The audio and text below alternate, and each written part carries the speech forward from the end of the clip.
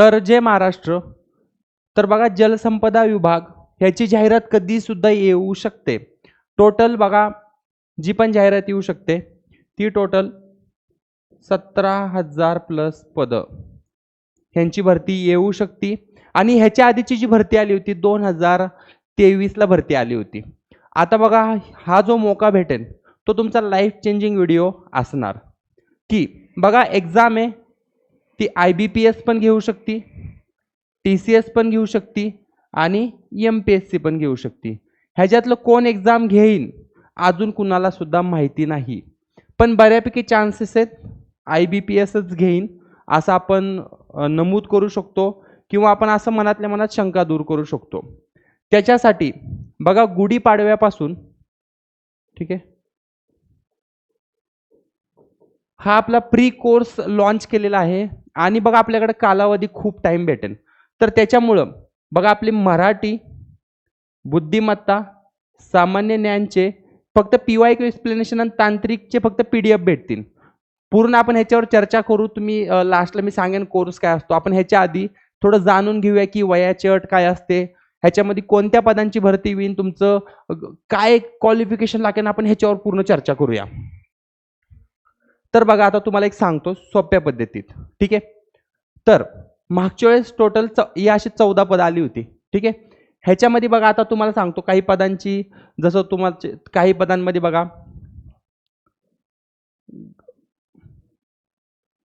Graduation आहे, काही पदांवर 12वी आहे, काही पदं 10वीवर सुद्धा आहेत आणि काहींमध्ये 2 इयरचा एक्सपिरियन्स लागतोय. पण यावेळेस जी भरती येणार ही पदं तर असणारच आणि अजून नॉर्मल 10वी आणि 12वी पासवर बऱ्यापैकी प्रमाणात पदं येणार आहेत. त्याच्यामध्ये तुम्ही 10वी कॉमर्स करा, सायन्स करा, आर्ट्स करा, एखाद्या वेळेस MTS पदांसारखी सुद्धा इथं भरती येऊ शकते. कारण 17,000 पदं म्हटल्यावरती अशी मोठी पदं तर भरली जाणार नाहीत. बऱ्यापैकी इथं ग्रुप C म्हणजे ग्रुप क पण म्हणू शकता, हीच पदं इथं आपल्याला दिसणार आहेत. तर बघा माझं काय म्हणणं आहे तुम्हाला की कोणती पदं येतील, काय पदं येतील, त्याच्यापेक्षा तुम्ही तुमच्या अभ्यासावरती फोकस केलं पाहिजे. तर आपण बघूया जी ह्याची वयाची अट असेल, म्हणजे तुमचं एज काय पाहिजे. तुम्हाला सांगतो की बघा तुमचं वय, ठीक आहे, तुमचं वय 18 पूर्ण पाहिजे. ठीक आहे, ते 38 वय हे तुमचं वय लागेल. पण कधी, जेव्हा तुमची जाहिरात येईल तेव्हा. ठीक आहे, आता बघा जी तर तुमची कॅटेगरी असली, समजा एखादं कास्ट असली, ठीक आहे, कास्टवाल्यांसाठी वय असेल 18 ते 43 वय. ठीक आहे, त्याच्यामध्ये समजा तुम्ही स्पोर्ट्स कोटा जर असला एखाद्याकडं त्याला पण 18 ते 43 वय असेल. आता एज तर झालं, एज्युकेशन काय असेल मी तुम्हाला आधी सांगितलं, तुमचं 10वी मिनिमम वय लागेल. आणि जर तुमच्याकडे समजा टायपिंग सर्टिफिकेट असेल, जसं की इंग्लिशचं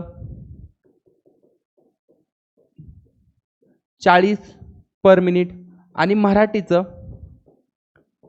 ह्यातलं दोन्हीपैकी कुठलं पण जर असलं तर तुम्हाला काही अशा पदांमध्ये फॉर्म भरता येईल जे बाकीच्या लोकांना भरता येणार नाही. जसं की टंकलेखन झालं, जसं की काही लोकांनी 12वी सायन्स केला असेल आणि त्याच्यामध्ये समजा त्यांचे काही जे जाहिरात येईल त्याच्यामध्ये समजणार आपल्याला तुम्ही इलिजिबल कशाला आहे. कोणी सुद्धा तुक्का मारणार, कोणी तोंड घेऊन काही सांगणार, तर आपण तसं काही करणार नाहीये. पण बऱ्यापैकी तुमचं हे क्वालिफिकेशन पाहिजे. तुमचं 18 ते 38 वय लागेल. समजा जाहिरात पुढच्या वर्षी आली, समजा 6 महिन्यांनी आली, समजा तुम्ही ह्या वयाच्या आसपास बघा, म्हणजे इनडायरेक्टली तुमचं एक एज तुमच्या डोक्यामध्ये ठेवा की 18 ते 35 वय असेल तर नक्कीच त्यांनी आता अभ्यास केलाच पाहिजे. कॅटेगरीवाल्यांनी बघा 18 ते 40 वय असेल तर नक्कीच ह्याचा अभ्यासाची सुरुवात तुम्ही केली पाहिजे. तुम्ही टायपिंग सर्टिफिकेटसाठी फॉर्म काढायला भरू शकता. आता बघा रिझर्वेशन आणि याचा बघा आता कट ऑफ काय असतो. बघा मागच्या वर्षीचा कट ऑफ काही मॅटर करत नाहीये. तर कट ऑफ काय लागू शकतो, काय अंदाज असेल ते एक्झाम आणि एक्झामच्या पॅटर्नवर अवेलेबल असतं.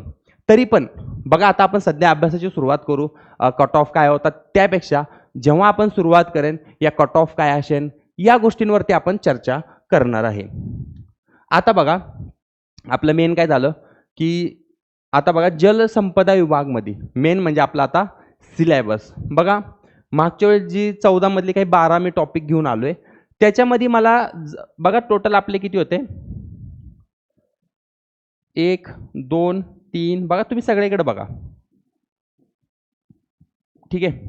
टोटल समजा आता ही 11 आणि हा 12, ही 12 आपण पदं घेतली. त्याच्यामध्ये मला कॉमन दिसतंय मराठी, ठीक आहे. ह्याच्यामध्ये मला काय दिसतंय, मराठी कॉमन दिसते सगळीकडं, ठीक आहे. असं कोणतंच पद नाहीये की त्याच्यामध्ये मराठी हा विषय नाहीये. सेम तसंच इंग्रजी पण सगळ्यांना सेम आहे, ठीक आहे. इंग्रजी पण सगळ्यांना सेम दिसते. पण बघा आता इंग्रजीचा पण आपण इथं लिहून काढू एका साईडला. त्याच्यानंतर काय दिसतंय मला बघा, सामान्य ज्ञान थोडं आपण साईडला ठेवू. ह्याला म्हणतात बौद्धिक संबंधित प्रश्न, ह्याला आपण बुद्धिमत्ता म्हणू शकतो, ठीक आहे. ह्याला आपण बुद्धिमत्ता म्हणू शकतो. टोटल आपले किती सब्जेक्ट झाले बाळांनो, 1 2 आणि 3 विषय आपले कॉमन झालेत. कोणते कोणते, हे 3 विषय कॉमन झालेत, कारण सगळीकडे एकच पॅटर्न आहे. जसं की 15 प्रश्न 30 गुण, 15 प्रश्न 30 गुण. फक्त जे सामान्य ज्ञान, आता सामान्य ज्ञान तुम्हाला सांगतो की प्रत्येकाचा जो सामान्य ज्ञान असणार, ठीक आहे, प्रत्येकाचा जो सामान्य ज्ञान असेल, ठीक आहे, हा खूप वेगळ्या पद्धतीने, काहीमध्ये डीप लेवल, काहीमध्ये खूप इझी लेवल तुम्हाला इथं दिसून येणार आहे. तर ह्याला आपण सामान्य ज्ञानला कॉमन म्हणू शकणार नाहीये, ठीक आहे. सामान्य ज्ञान आपलं कॉमन राहणार नाहीये. त्याच्यानंतर हा तांत्रिक प्रश्न बघा, फक्त इथं सोडलं तर, म्हणजे कोणत्या पदासाठी, निम्नलेखी लघुलेखकसाठी सोडलं तर तांत्रिक प्रश्न आणि दप्तर कारकून, मोजणीदार आणि कालवा निरीक्षण, ह्याला तांत्रिक प्रश्न सोडून सगळीकडे काही ना काही 40-40 प्रश्नाचा तांत्रिक घटक आहे, ठीक आहे. तांत्रिक घटक, हे तांत्रिक पकडा. आता बघा तांत्रिक घटकमध्ये एक जाणून दिसतंय की टोटल सगळीकडे 100 प्रश्न 200 गुण, 100 प्रश्न 200 गुण, फक्त इथं 60 प्रश्न 120 गुण आहेत आणि इथं पण 100 प्रश्न 200 गुण आणि 120 मिनिट काहींचा कालावधी टायमिंग आहे. तर माझ्या डोक्यात काय प्लॅन आला, हे बघा मी मराठी तुमचं कव्हर करून घेणार, ठीक आहे, इंग्रजी पण तुमचं कव्हर करून घेणार, बुद्धिमत्ता पण तुमचं कव्हर करून घेणार, जी के मी कॉमन शिकवेन, जी के हा तुमचा पूर्णपणे सेल्फ स्टडीवर, आणि तांत्रिक घटक जेव्हा पण कधी तुमची ॲड येईल तेव्हा मी याचा तुम्हाला PDF अवेलेबल करून देईन टॉपिक वाईज. कारण बघा तांत्रिक घटक तुम्ही कुठला पण ह्याचा कोर्स घ्या, कोणच तुम्हाला तांत्रिक घटक शिकवणार नाहीये. तर तुमचा टर्निंग फॅक्टर म्हणजे हे सगळे सब्जेक्ट आपले राहणार आहेत. तरी पण सामान्य ज्ञानचे आपण PYQ एक्सप्लेनेशन घेणार, त्याच्यामध्ये सगळ्या ह्याचं जे पण जुन्या वेळेस प्रश्न विचारले गेले होते GK साठी आपण ते ऑलमोस्ट सगळे कव्हर करून घेऊयाच. तर आता बघा मी तुम्हाला एक सांगतो की आता आपल्या ह्या ज्या पण मुलांनी कोर्स समजा घेतला समजा, तर ह्याच्याकडे आपल्याकडे टाइम खूप आहे. त्याच्यामुळं माझ्या डोक्यात काय प्लॅन आहे बघा, आता मराठी, ठीक आहे, मराठीचं समजा आपण मराठीमध्ये काय करणार की सगळ्यात एक बेसिक कोर्स तर देणार आणि त्याच्यामध्ये मागच्या वर्षी जे जे प्रश्न विचारले गेले ते आपण हायलाईट करून ते PYQ एक्सप्लेनेशन घेणार मराठीमध्ये. ह्याचे वेळेनुसार, म्हणजे हा आपला समजा लगेच समजा कोर्स लॉन्च केला त्याच्या 10-15 दिवसात आपण कव्हर करून घेऊ. इंग्रजीचा पण सेम तसंच, बेसिक प्लस PYQ, कारण इंग्रजी बऱ्यापैकी मुलांचं थोडं वीक असतं, त्याच्यामुळं आपण जास्त फापट पसार ह्याच्यात घेणार नाही. मेन टॉपिक्स राहतील, तुम्हाला बुक कोणतं यूज करायचं, एखादी PDF तुम्हाला इथं अवेलेबल करून दिली जाईल. आता सामान्य ज्ञानमध्ये मी तुम्हाला सरळ सांगतो की सेल्फ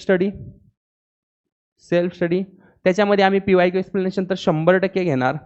त्याच्यानंतर बुद्धिमत्ता माझी गॅरंटी काय, ह्याच्यामध्ये तुमचा 100% मार्क येणार, हे कारण हा सब्जेक्ट माझा आहे, कारण मी ह्याला शिकवणार. त्याच्यामध्ये तुम्हाला बेसिक पासून एंडपर्यंत ह्याच्यामध्ये मार्क तुमचा जाणार नाहीये, ठीक आहे. ह्याच्यामध्ये तुमचे 100% मार्क राहणार माझ्याकडून, ह्याच्यामध्ये सुद्धा तुम्हाला 100% मार्क राहतील आणि ह्याच्यामध्ये हे तुमच्यावर आहे. का सांगतो तुम्हाला, कारण आपली ही मातृभाषा नसल्या कारणामुळं इंग्रजीत मुलं थोडं फसतात.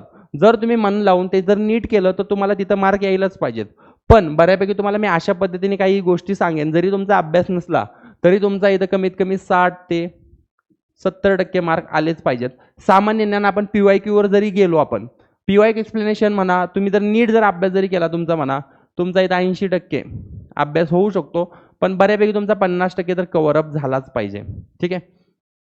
तांत्रिक बघा, आता तांत्रिक खूप मोठ्या पद्धतीचा सिलेबस आहे. ठीक आहे. त्याच्यामुळे मी तुम्हाला इनडायरेक्टली सरळ म्हणेन सेल्फ स्टडी. ठीक आहे.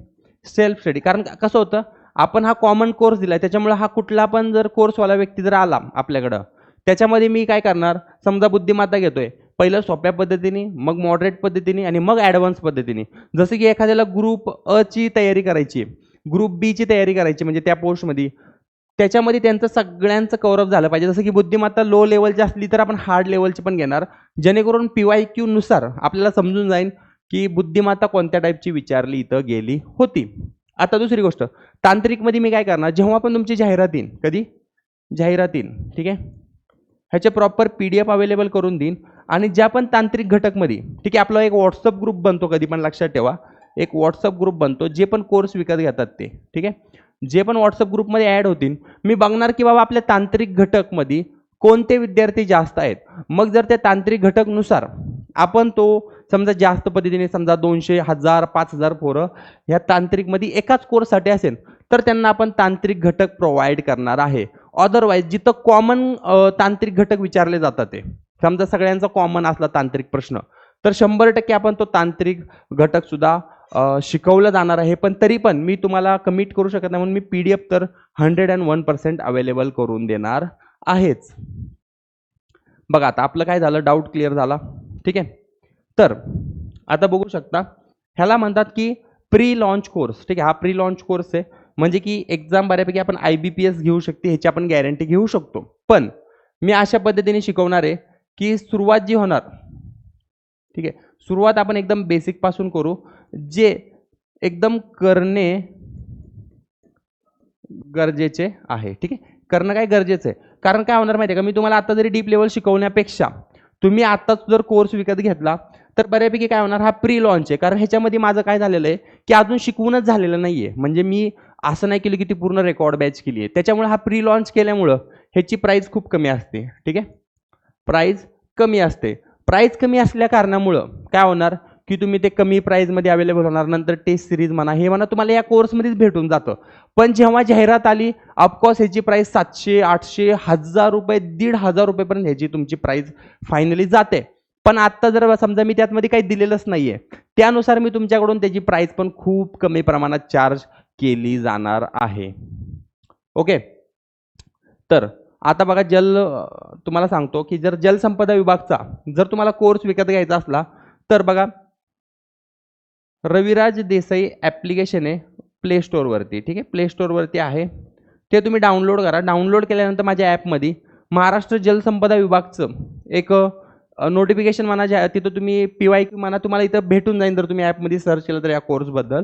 त्याच्यामध्ये मी पूर्णपणे तुम्हाला सांगितलेलं आहे की आपला कशा पद्धतीने हा कोर्स होणार आहे.